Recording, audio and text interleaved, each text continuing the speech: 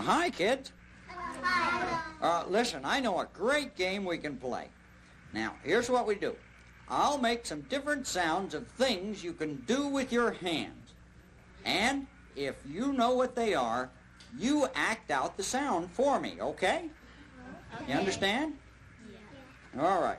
Now, here's one thing. With our hands, we can play different notes on a... Yeah, but show me how you do that. Show me how you hold a trumpet and play it. That's right. That's acting out the sound. That's not telling me what it is. That's acting it out.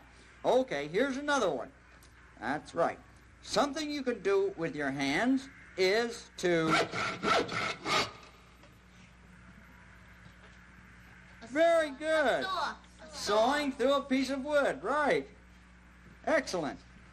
And when you want to talk to someone far away, you can use the fingers of your hand to... Telephone. Dial a telephone. Exactly. Very good.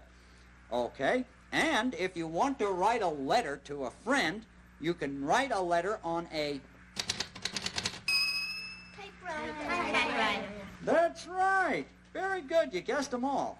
And to show what else hands can do, I think all of you should clap your hands together and give yourselves a big round of...